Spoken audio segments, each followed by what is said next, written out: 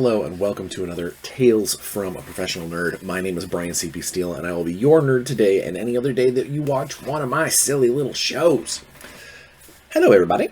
So Weekend Bryan's going to be kind of quick, I think. I always say that and then I end up pontificating about something. But on a personal level, my son got his driver's license.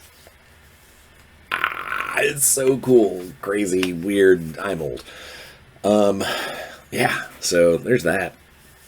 Everything else has been doing fine, I suppose. Got some very good news on, I know it's been a hot minute since I've talked about it because it's been sitting in the appeals process forever.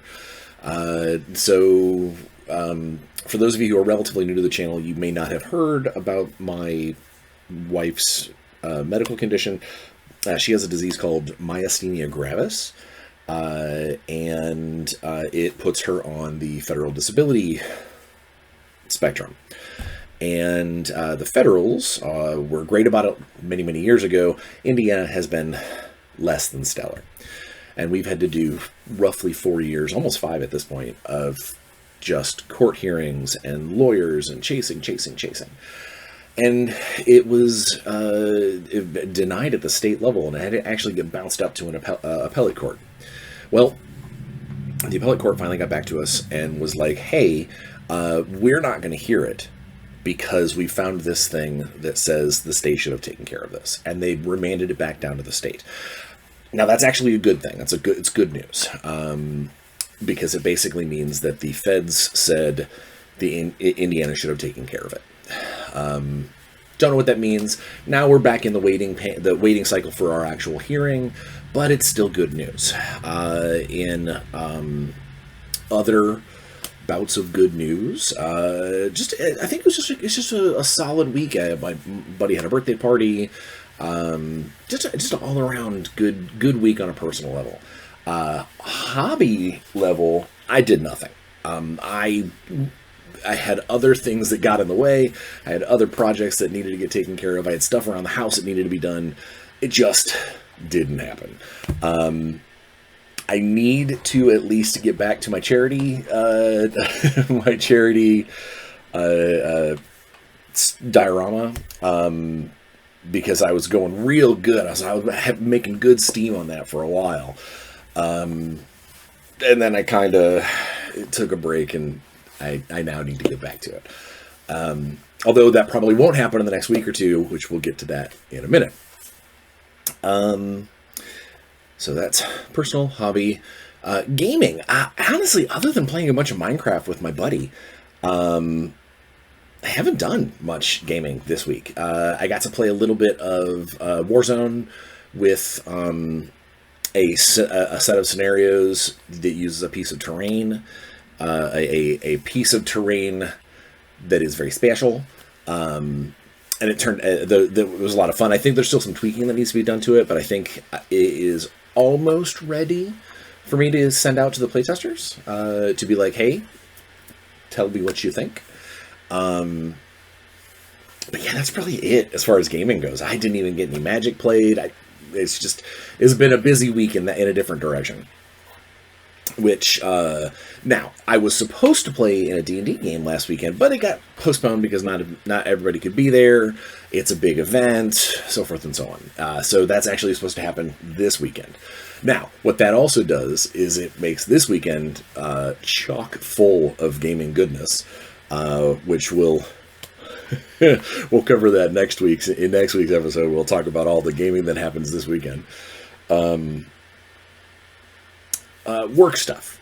So it's part of the reason why I want to slam through the other parts of the week is because work has been crazy and it has been good. I finished the dinosaur-themed, the Jurassic Heroes expansion to Everyday Heroes. It will be available on our Sidekick app in June. I am working on the adventure that kind of goes along with it. That I will be running, oddly enough, next weekend, so June 8th. I'll be running it at, there's a little convention down in Indianapolis called WeebCon, that a friend of mine got. He's in charge of assigning all of the role-playing game tables. And he reached out to me and was like, hey, I really could use... In fact, actually, multiple people reached out to me and said, hey, have you talked to Rick about GMing down there? And I've got a bunch of other stuff happening over the weekend, but I did have a free Sunday. And I was like, I can give you my Sunday afternoon. So if you are in the Indianapolis area, you are an anime or gamer fan, look up WeebCon. You know what? When I do the video when I do the description of the video, maybe I'll find the link and I'll put it in the description of the video. But yeah, if you can come down and take a look on that Sunday, I will have a table. I don't get paid to GM very often, and it's never like, a break the bank amount, but it does feel nice. It feels nice to be headhunted for your GMing skills, and these people, up to 6 lucky players that will be at the table, will get a chance to effectively playtest an adventure that's not out yet. So, pretty cool. Other work stuff. Wow. Okay. Worked on some Intergalactic Hero stuff. Got a bunch of cool art defining parameters, basically, for the artist that's doing all the concept art for the aliens. Got to do a little bit better of a deep dive for her to know what she's supposed to be putting together, and I'm super psyched to see what she comes up with. She is very, very talented, and she did a bunch of concepts for us back in the Rebel Moon days that we were really happy with. So, hopefully... I'll be able to come on here and sing praises of concept art and stuff. Maybe even share some with the communities. That would be nice. Where was it going? All right. So that's mostly Evil Genius stuff. Warzone, like I said, I got some playtesting done.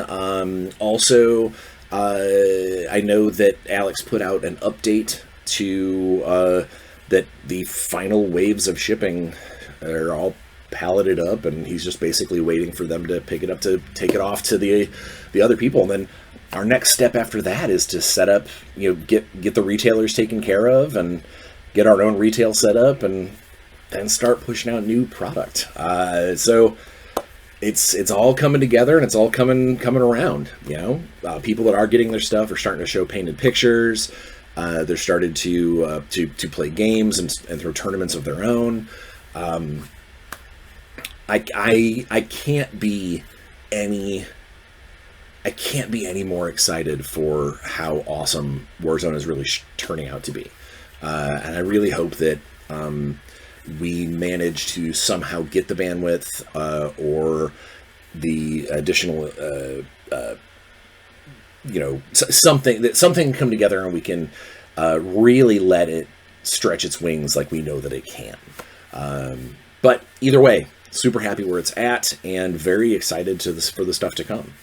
Xenogenesis, the crowdfund ended last week, or actually I think it ended earlier this week, or over the weekend. I don't know. It ended very, very recently. Did very well, and I had an awesome meeting with the game's producer and the owner of Best Hobby to talk about my campaign rules and my solo rules that I'm going to be adding to the rulebook. And getting myself a good timeline as to how and when I need to deliver that stuff and get that stuff ready for the testers to look at. I think that's going to be a lot of fun. I've always loved games like Mordheim and Necromunda and Gangs of Mega City 1. Anywhere where you've got models that can get cooler. And this is literally that. It is me adding those experience-based narrative systems to a growth-based campaign or a territory-based campaign. Very excited. Very, very excited. Very, very excited. I know I said that a lot, but I get excited about things. Let's see. Shadowrun novel started. I got back into throwing words down on that. Felt really good to start slinging words on that again. I forgot how exciting it is to be able to... That particular novel that I'm working on is apart from one of my own characters, it is me writing for a bunch of other people's characters that I've played with, that I share the stage with. So getting to tell some of their story and getting to kind of show the world a different aspect of what they've seen, I'm very happy with how that's progressing, and it's very easy to work on a project that you want to, like, it's not a chore. It doesn't feel like, oh God, I gotta work late tonight. It's more along the lines of I look at the clock and go, oh man, I need to stop and make dinner. It's just a super cool process. And I'm very, very, very psyched. In that same vein, I know here in just a couple of weeks, I think, a couple of weeks, or at least by the end of the month, it sounds like my latest Shadowrun novel, Night Court, should be released or ready for at least pre-order. So as soon as I get some marketing details on that, I'll share them on my socials and definitely spread the word. I really think that book is one of my. I still think Control Issues is probably my best. In my opinion, I think it's probably my best work in the Shadowrun universe. But Night Court is a very close second. It is a is a fun tale that let me dig into some of the aspects of Shadowrun that sometimes gets overlooked or brushed past. As, oh, it doesn't deal with my vision of the universe, so I don't mess with it. So I got to mess with that, and it's a book that has to deal with the meta story of Shadowrun. So I got to really sink my teeth into some kind of chunky narrative and plot arcs, and got to write for a couple of NPCs that are significant canon characters. So yay for that. What else? I started the card engine for the as yet named semi-collectible card game that someone hired me to help with their engine. I know I hate being vague and be like someone and this and that, but sometimes it's just a matter of I don't know if I have the legal access to be able to tell people that this is going to be a thing yet. Until they start marketing it, until they start spreading the word, I generally don't, because I don't want to be in any kind of breach of NDA or any kind of breach of contract. It's just the professional in me. And then I had a couple of other things pop up that are unexpected and very cool things. I'm still working with Gygax, the Gygax Inc., on working on some Akaram stuff. Probably putting out an adventure every other month or so, and I think it sounds like I'm probably going to help populate their universe with some monsters, which, love that. And then, speaking of monsters, I've mentioned before the Wildkin project, the kind of, I swear to God it's not Pokemon in D&D project from the guys over at Dungeon in a Box. They actually just reached out yesterday and want me to do. I have designed a ton of monsters for them for that Wildkin book, and it sounds like they want me to do even more monsters, and actually I get to do some more kind of peripheral stuff, like equipment and some other things for that book. They really are very happy with the work, and I'm very happy with working with them. It's a fun project, and they treat me really well, and so yeah, that's going to be a ton of fun. And then something came up yesterday that it is still very much in its infancy. I'm going to do it again. I'm going to do that. I've got a thing that I can't talk to you about. It has to do with the website, and it has to do with basically populating a website with small chunks of game data. So like, maybe a couple of feats or a couple of magic items, a couple of NPCs, a couple of monsters, the kind of stuff that I really love. I love getting to just do small splats of, all right, here's 20 feats that no one had thought of before. Like these are things that I really enjoy. And it sounds like a very dear friend of mine reached out and was like, hey, what's your bandwidth on possibly getting some of this writing done? And so we discussed back and forth, and she definitely sold me on the concept. So now we're just kind of waiting on the details before I start putting words to paper. But that in and of itself, being on the ground floor of a new project, like a completely new project, is absolutely just super exciting. It makes you feel like you're helping to actually create, not that I don't create other stuff, but it's one thing to write an adventure for someone else's world. It's another thing to, here's another set of stuff for D&D. But to know that you're helping building the foundation of someone's baby, someone's project, the foundation of that is you're helping with that. You're some of the brick and mortar that's putting that together.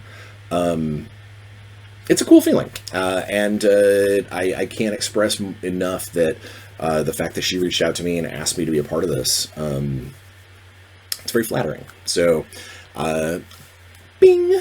I think that's all of my stuff. Is it? I think that's everything I got done this week. Maybe. Oh, I got a little bit of stuff put onto a little bit of preamble for the World of Drashar adventure that I'm working on. More on that in the future. Yeah, so I think that's it. I know that's when I say that's it, and I just listed off like 8 things. One of these days, I'll do an episode dedicated to the perils of freelancing. Of never saying no. Either way, I love this life, stress or no stress, but, in order for me to maintain a certain lifestyle and keep my house and car operating and my family fed and everything, I got to do gigs, and it is a very good feeling when someone reaches out to you and says, I have a gig that you'd be perfect for. How do you say no to that? You just do, Brian, because you don't get enough sleep as it is. Shush, other me. I like to be a part of the gaming stuff. I like to professional nerd, hence the name of the channel. Yeah, so I think let's get into the topic. Part of the topic today is because I want to do an unboxing that I wanted to do weeks ago, and everything just kind of got in the way. So, at Adepticon, they gave away swag bags filled with really, really cool stuff to any of the people who worked there that... or people who attended that had a swag bag, and exhibitors got a couple. Well, one of my buddies got this and says, you run sci-fi games, why don't you take this? And this is the Tenfold Dungeon, specifically the Starship Vengeance. And I've left it in the shrink wrap because I want to get first impressions of what opening this box is. This is by the guys at Tenfold Dungeon. It says ages 14 or 14 or up, meaning there's probably lots of little small bits. I'll read the back of the box to you, and then we'll pop it open and take a look. And then once we're done doing the unboxing, we'll actually get into what this episode was designed about, and it's part of it because I got a package from a Kickstarter. Between that and this, I kind of wanted to discuss something with all my folks out there. All right, so it is all right. So it's got a regular slip cover, but then it has on the inside. If I can get it open. Oh, I'm gonna tear the box. I'm tearing the box. Yep, outside box is being torn because there is an inside box. Oh my god, dude! All right, yeah, all right. So right off the bat, there is this cool inside box, but it is as static clinged as you can get to the external box. So either I'm failing at something, like there's some kind of latch or something that I'm going to find and go, oh, okay. Or it's just, it's bed in the shrink wrap and sitting there long enough that it's clinging for dear life to the external box. Oh, here we go. Oh, Jesus. Alright, so comes in this cool... Oh, is this 2? No, it's 1. Okay. Comes in this cool box, which... Alright. And it looks like it... Oh, okay. And it has all the... Oh, that's really neat. So the box itself... Here, we're going to do one at a time. So the box itself, this is the box top. And inside the box top are individual rooms. And even on the back, there are squares. So you can use it as the room, or you can use it as like a walkway. That's neat. So we got a little power corridor. Another thing. I don't know what this is. It says, larger boxes, and especially the external lids, are exposed to higher tension, and are more likely to suffer rips at their corners. We have provided these reinforcing stickers to help you look after your tenfold dungeon boxes, so they always look pristine. Stick these protectors on the corners of the larger boxes as soon as you can, and if possible, before you dismantle the original composition, to accommodate them to the outwards tension built during the manufacturing and assembly process. So yeah, it's basically they've given 8 little plastic, like little squares to put on the outsides of here so they don't get banged up. That's cool. Thanks, Gale Force 9. So yeah, the lid itself is a room. Both sides, again, sort of blank, but then also just a room. And then has a bunch of punch-out doors that have an open side and a closed side. Big double doors. And then it looks like we've got some, like, we've got some, like, walls to make, so help to make some of these larger rooms more accommodating. There's some stairs. Okay, this is all coming apart.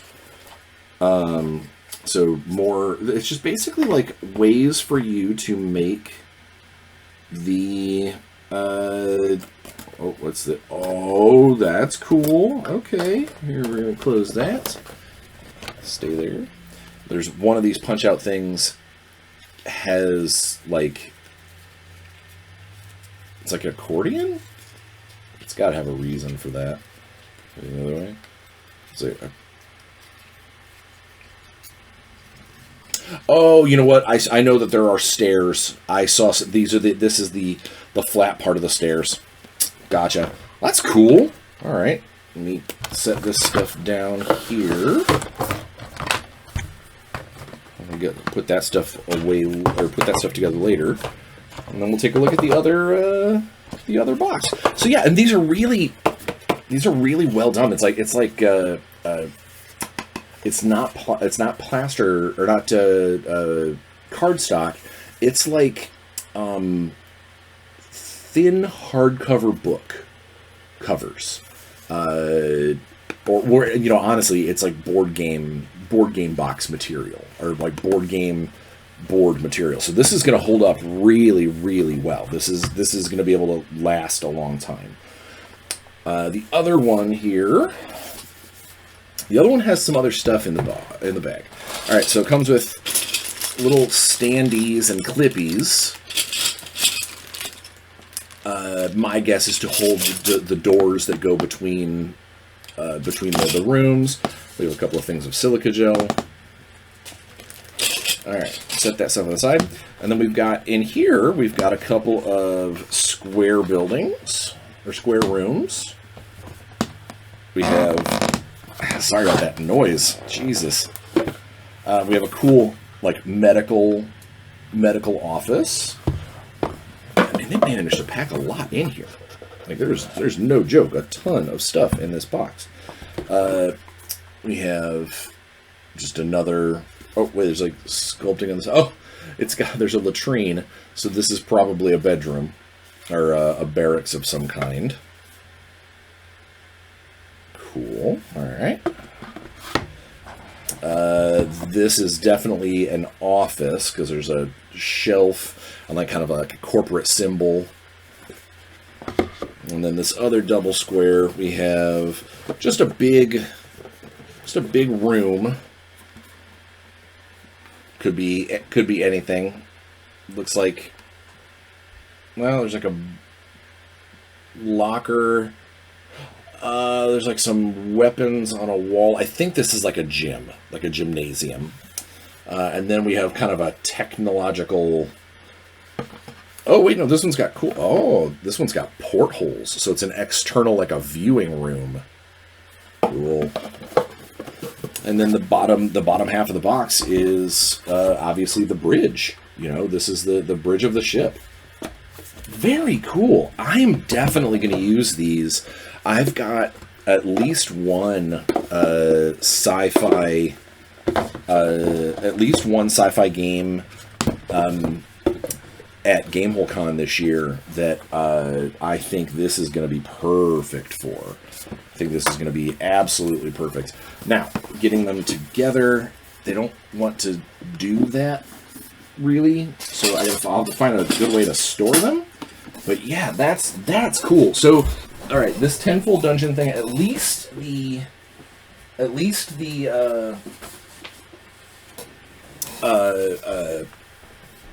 Starship Vengeance box set is really, really well done. I can't speak for the other stuff. I know they also do some fantasy, like taverns and stuff. But I will absolutely speak very highly of the Starship Vengeance. That is a really cool box. And in fact, it might be cool enough that I reach out to Gale Force 9 and see if they have anything else in that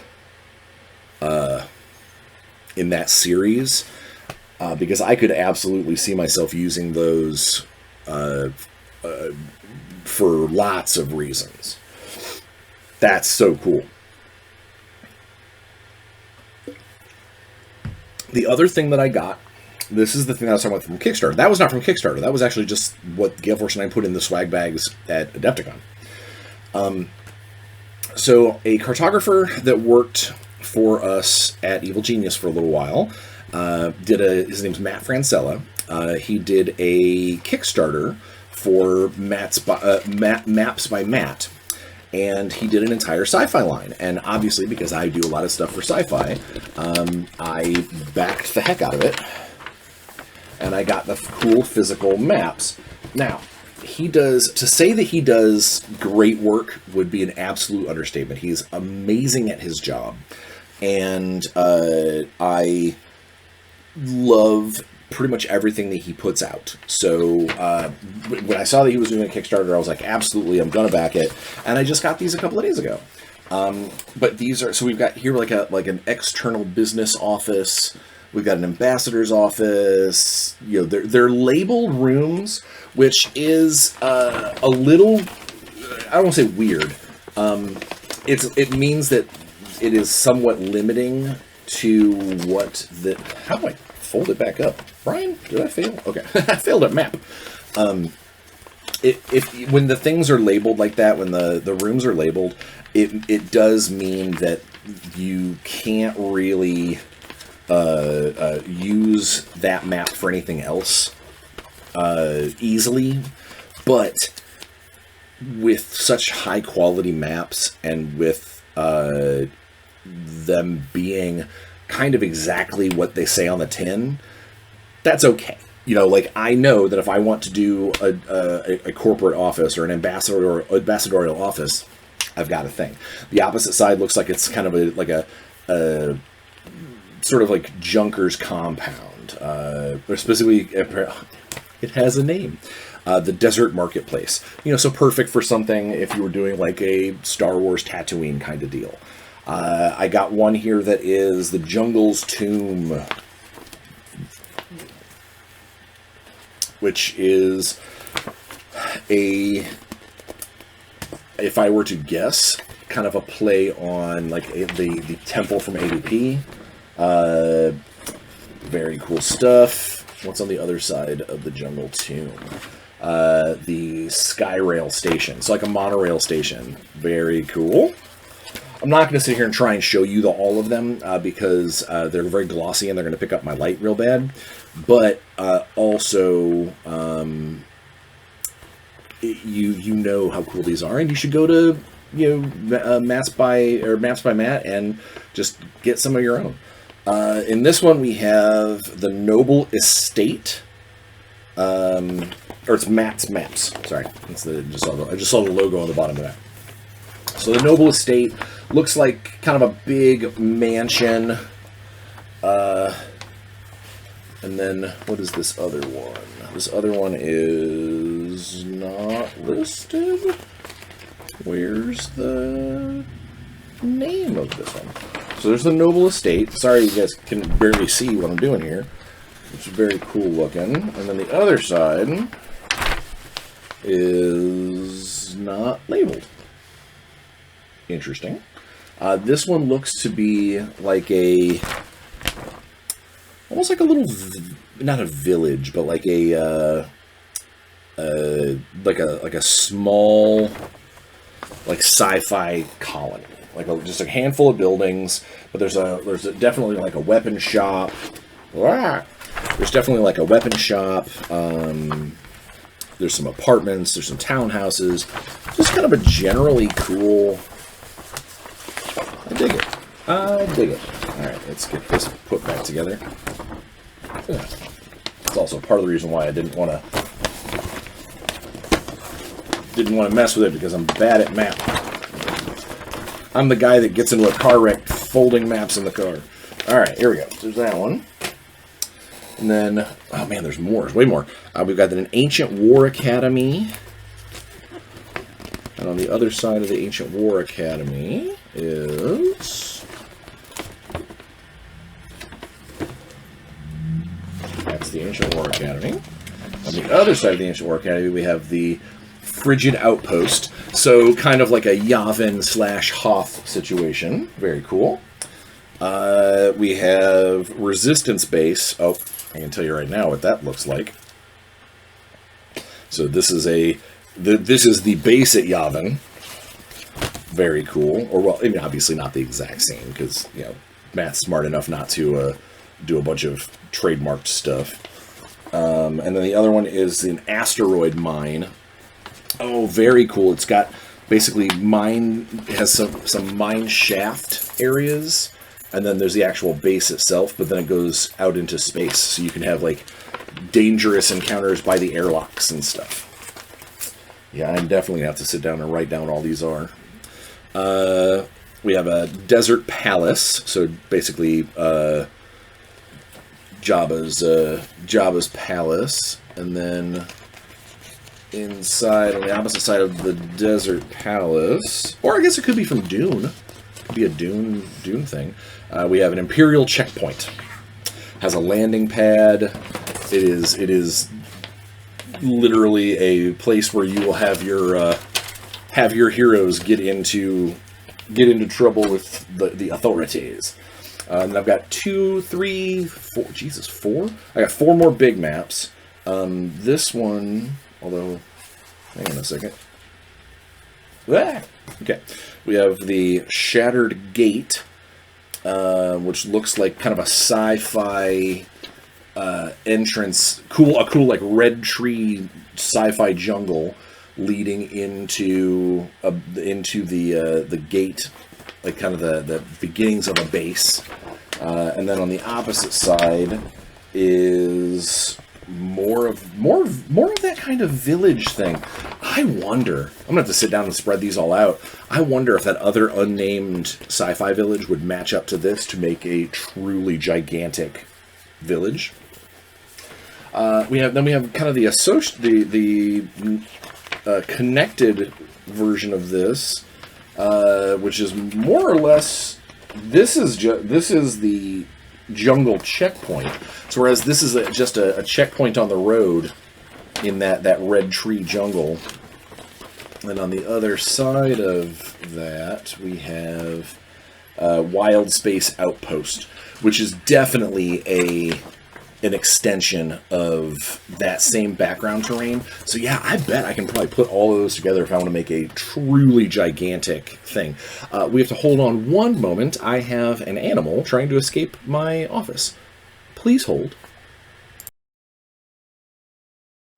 And we're back. Sorry, I know that, again, that was only, like a couple seconds for you, but for me it was at least a few minutes because I didn't realize that I had one of my cats in the studio, and she was sleeping soundly in the windowsill until we were doing with the maps. Apparently we woke her up, and she started scratching at my door, and the last thing I wanted to do was sit there and listen to for the rest of the video. We have 2 more maps, and then we'll talk about why I think maps... We'll discuss maps in role-playing games collectively. We have the Warriors Enclave map, and on the back is... Okay, I'm having a hard time with this map. Oh, wait, there we go. More of that kind of village base. Yeah, I bet I can make a real big map. And then out here we have this is the Warriors Enclave. So it's kind of a sort of cave, subterranean sci-fi temple/base. It's got a bunch of, like, barracks rooms and the Sacred Forge. That's cool. And then the last one... Oh, Matt. This is a Sith temple. This is a Sith temple because I'm looking at just the front. We have the Holocron Chamber, the Dark Lord's Tomb, and the Star Map. But then on the other side, that's out in front of it, we've got a bunch of giant statues of sword-wielding heroes. One would think. I think Matt made very much a Star Wars reference here. And then on the back of, so there's the basically the Sith temple. What does he call it? Is that a label? Does not have a label. It's a Sith temple. And then on the other side is we got a saloon and docking bay. This is one of those kind of generic sci-fi colony landing spots where you can put your ship in a corner and then go and grab a drink while you're waiting for the business to happen. So, Matt's maps, Matt Francella, amazing stuff. And if I can find an address or a link for you to be able to buy his stuff, I will absolutely put it on there because he needs to be making more maps. It is absolutely, he's way too good at it to be resting on his laurels. So make those maps and help Matt make some money selling those maps. But speaking of maps, so the name of this episode was or is, how important are maps? And I am one of those players that it kind of depends on the circumstance. But they make such... I mean, I just showed you a bunch of amazing, cool game aids that at the table, even whether you're using pawns or dice or acrylic standees or fully printed and painted, elegant models. It's all about the level of immersion that you want at your table. And having cool maps, or in the case of like the Starship Vengeance, having a cool 3D map room set, all that does is add more to that immersion. Now there are definitely rule sets out there that benefit far more during combat and things by the use of maps, and sometimes it can be depending on the player, it can be kind of daunting to be like, all right, how many squares do I get to move? How big is a square? Can I go diagonals? How many feet are in an actual diagonal? Like there's lots of little ins and outs. The different systems can lean in hard, kind of hand wave it, or you can just use it as kind of a guideline. It doesn't have to be precise. It could just be a general way for you to know roughly what's going on. There's also nothing wrong with just doing theater of the mind, where you just go, someone says, okay, I cast fireball, how many can I get? Rather than trying to calculate exactly how many squares on the map it will beat, the GM just goes, you can get 6 out of the 8 with a fireball. And you go, okay, and you move on. Instead of taking time to count out squares of your movement, you just basically you ask the game master, can I get to the Goblin Chieftain this round and still attack? It creates a different experience at the tabletop. And while I personally enjoy maps and minis and things for ongoing games, I actually don't like them very much for one-offs. For convention games, or they can be fun, and they can definitely be helpful in certain combats and such. But I prefer, especially if I've got a short time window, I actually prefer to just kind of wing it and handle it in the heat of the moment, handle it in the situation. Don't worry about taking breaks. Don't worry about your players counting out, figuring out the exact movement algorithm of just play. But that's for one-offs. That's for convention games where I don't know the player base that might be sitting down at my game. They might be really, really, really nitpicky about each individual square. Or they might be someone who's like, this is too much, this is overwhelming. Or they might just be an old school player that likes theater of the mind. I'm not saying I don't use maps in one-shots. I often do. But I don't think that it's 100% necessary. In a more free, at-home play game where we might only play every couple of weeks, or maybe once a month, having that extra level of immersion, having some terrain on the table, or everybody having their own individualized painted dude, I think that helps put some not put priority, that's not the right word. It puts the players, it attaches the player more to the game, and more to the character, and more to the assets at hand, because it shows a care for the game. Just showing up and being like, all right, cool, let's roll some dice, where like you don't care about what your character looks like, you don't, the asking the GM, I can shoot him, right, is just as good as, all right, well, I'm going to move over here, and the map has got a cool set of barrels on it. Can I hide behind those barrels? I think that actually helps attach and tether a player to the game being played, is having all of this physical stimuli, this visual sort of interaction with the table and with the other people around you. Not to mention, there is something to be said for the GM not having to ask you literally every step your character makes. You just go, okay, it's Bryan's turn. Bryan's going to go ahead and go bump, bump, bump, bump, bump, bump, bump, count out his movement, and go over here and say, so these crates, I'm going to go ahead and hide behind them to take cover. And then that's my turn. Rather than being like, okay, what's around me? Are there crates around me? Can I take cover behind those crates? Are they within my move? All of those questions are just visually answered by the use of a good map. And it also means that the game master is already focused on other aspects of the game, not focused on hand-holding one player through all of their actions because they have to tell you everything about the scene. I do know that there's a bunch of game systems out there that allow the players to describe the scene. I know that free-form performative gaming is very very in right now, where it's not about the game master having to describe the room. It's about the player just kind of taking control and doing the things, and then the game master making the story adapt to what the player's saying. I think that has its place, but I also think that it's eternally abusable. There was a game I'm very, very fond of back in the day called 7th Sea.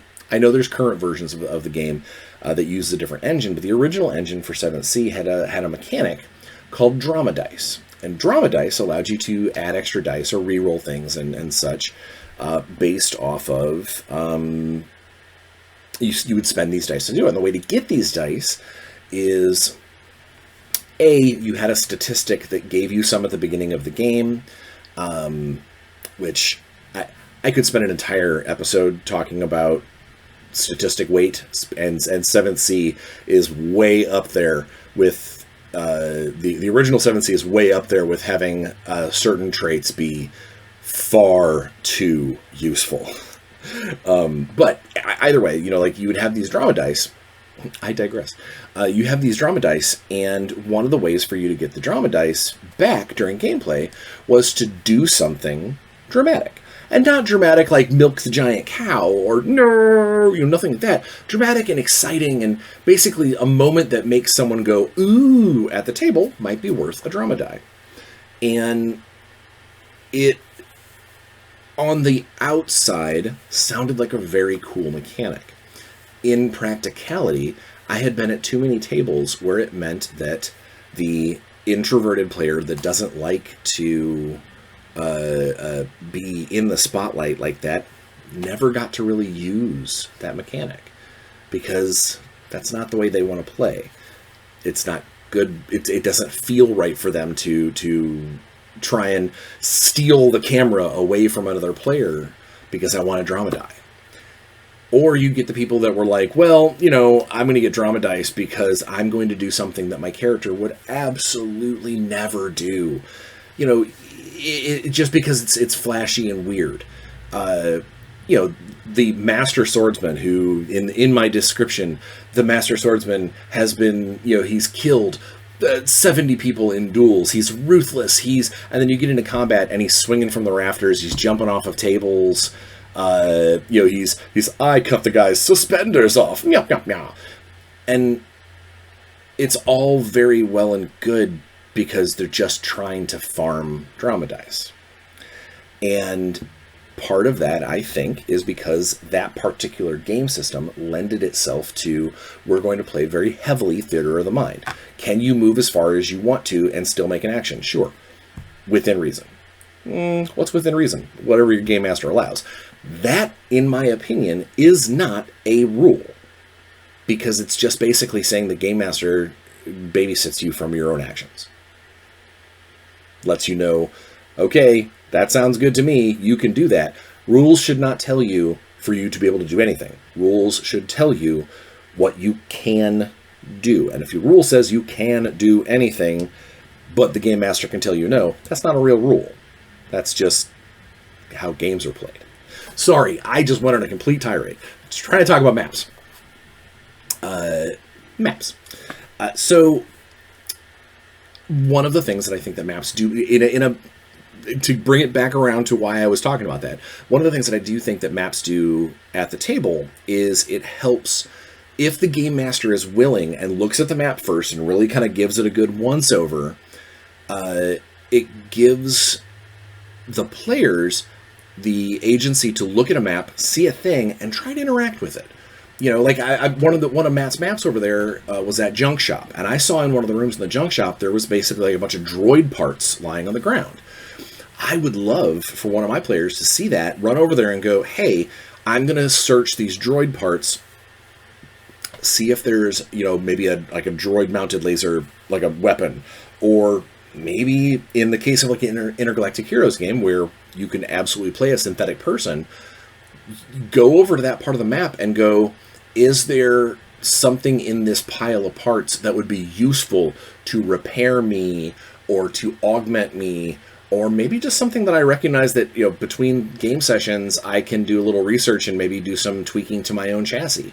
And that all comes from just a couple of squares that Matt drew some droid parts on.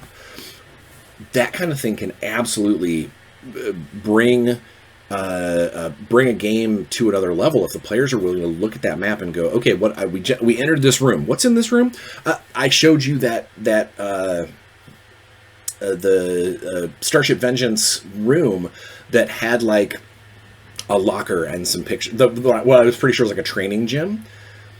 If I were the player at that table and I walked into that room, one of the first things I would do is I'm going to go search that. I'm going to go search that locker. And now, as a game master, I may have thought of that and put some stuff in there in my notes. This is already in there, or I might just get, okay, cool. Give me an investigation check. Oh, you found a blaster pistol, some credits, and a pair of boots that look like they have magnetic soles or whatever. You can come up with stuff on the fly. You can improv.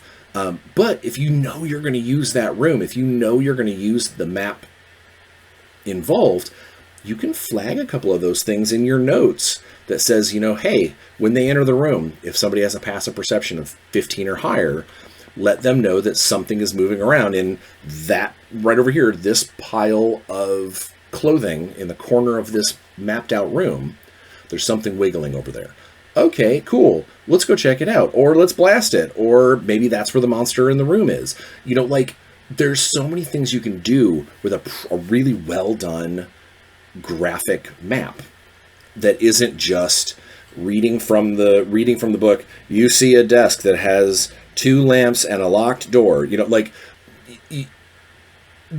can expand on things, and hopefully the players will use what's graphically there on those maps, not only to facilitate gameplay, but maybe find some cool stuff and come up with ideas and think outside the box and think about what their character might do in this particular situation. It is one of the reasons why I absolutely love detailed maps when I'm playing, because those little details, my friends and people who have gamed with me a long time would tell you, I often try to use my surroundings as ways to pad my equipment lists. Not that I'm going to steal everything, but it'll be, okay, I see on the map, there's a silver candelabra. Okay, cool. I'm going to take that because we're fighting were-rats. And now I'm going to melt the ends and sharpen them and make this candelabra dagger. And all that could have been triggered because I looked at the map and I saw that there was a big silver candelabra at the center of the table in this room. Those maps that had those glowing red trees, I guarantee if I was a player on that map, I would immediately be asking what lives in those trees, why are they weird and glowy red? And if I was a game master, I'd have all that stuff already planned out because it's such a major part of the map. But it is basically it's a skip a step moment. Rather than having a player ask, is there X in the room? A really well done map and maybe a brief description might be all you need. You walk into that droid repair room, and rather than the players going, are there any parts that I can use? They can look at the map and see the fact that there's a workshop with a bunch of tools on it. There's that broken droid. There might be a couple of crates in the corner, and that allows for an additional interaction. Is rather than just telling roll a die, see if it's there. As a game master, I can say, well, those crates might contain some parts. Give me an investigation check. We can turn it into something that's more interactive than just yay or nay, or did you listen to the description? Or worse yet, a game master that's not very good at improv might be like, it doesn't say on the description that there is any, so the adventure doesn't say so no. That's not how reality works, generally speaking. Just because it doesn't say, the description said 5 things are in this room. I guarantee there's more than 5 things in that room unless you're in a prison cell. And even then, who knows? I guess what I'm saying is overall, I really enjoy having maps at the table.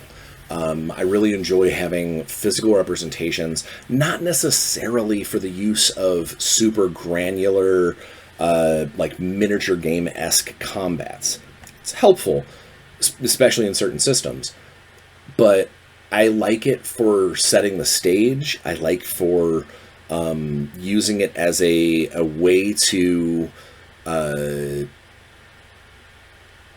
help personify the comings and goings. Like, let's say those maps that show multiple rooms, there is nothing at a table that can, well, I shouldn't say nothing, but there's it's an easy thing to do at a table. If you're playing the loner, if you're playing the guy who maybe I want to sneak off on my own, all you have to do is whatever pawn or die or standee or mini or whatever on the map that's representing you, all you have to do is look at the game master and say, all right, I'm going to go ahead and head over here and move your person to a spot on the map where the people aren't at, or maybe you're interacting with something else. I mean, yeah, I know we all hate, we all know the trope of don't split the party, but there is something to be said for, some characters might have secretive moments or powers they don't want to see other people use, or pieces of equipment, or maybe some kind of shameful secret. They're a gnarly drug addict and they're like, I got to find someplace private. So they look at the map and they see that there's literally a bathroom over off to the side of this master bedroom. So they go, hey, I'm going to excuse myself. And they pick their little dude up and they go to the bathroom where they can, indulge in their secret shame. And it adds that little bit of kind of reinforcement for the game master when, let's say, I'm going to further that scene. The guy runs off to the bathroom, locks the door behind him, and immediately starts doing, copious space drugs. And then one of the other players uses meta knowledge and is like, well, Steve's been gone a long time. I'm going to go check on him. Or I would never let him go off by himself. There's always that thing where the game master can then look at it and go, actually, when we put him in that other room, you didn't mention anything about following him.